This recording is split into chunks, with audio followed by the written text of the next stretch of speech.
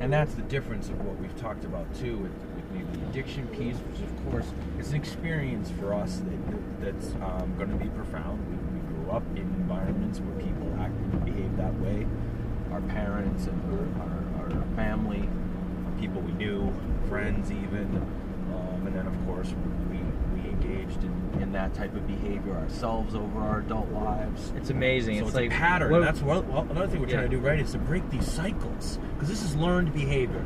It's not natural. A human being doesn't naturally, basically, slowly kill themselves with a substance.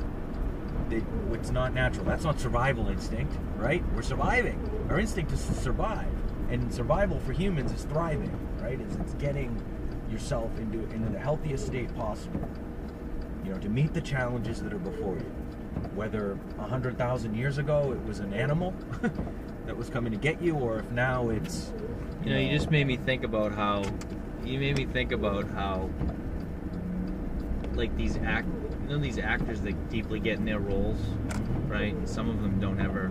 It changes them for life, right? Like, who's the guy that was the Joker there? What's his name? Heath Ledger. Heath Ledger. I never really understood, like, you know, they say, well, he got in the role and it really like just stuck with him and screwed him up. All the, you know, also there was, you know, he was taking drugs and other Sure, things he had that also. Darkness, but it really it accelerated it. But anyway, his emotional, he convinced himself emotionally that he saw an image of a place that he completely owned it, right? And I always thought it was, first of all, I always thought it was amazing how somebody would physically fatten themselves up. You know, they gain 30 or 40 pounds for a movie and a film, right? And then they have to bring themselves back to where their physical goal is and where they want to be. And I always thought that was amazing. For us, we literally had to go through this.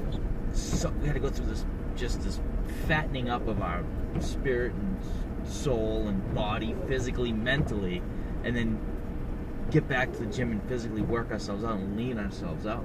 It's just been such a mentally, and spiritually. Right, such a process. It's been a process. I mean, you want to talk about a human athlete of complete spiritual conditioning. I mean, that's it. That completely makes me realize, though, what those guys have done. Sure. You know, how they would literally, how could they get stuck in that space? I want to feel this. They're artists, they're creators. I want to feel what this guy feels like. I want to be the guy that was this twisted and that angry at society, like Heath Ledger. Maybe like how and he isn't that how really he was what thinking. art is? It's a way for humans to reflect, to transmit experience, so you don't necessarily have to go through it to gain the wisdom. Yeah. Now mine wasn't. Yeah, when it happened to me, it wasn't pointed. It wasn't like, hey, let me see how dark I can go. Let me see how miserable and self-destructive I can be, so that someday I can all of a sudden feel amazing for coming out of it. It just fucking happened. But I'm so happy that it happened. I'm so grateful. The process coming out of it and leaning out still has its moments of cheeseburgers, and still has its moments of breaks, and you just want to break down sometimes and just go back to just not putting the work in, but it just doesn't fit anymore. And I am not a good parker. I'm an excellent parker. I'm probably one of the best drivers I've ever met. We're improving. We're evolving right now.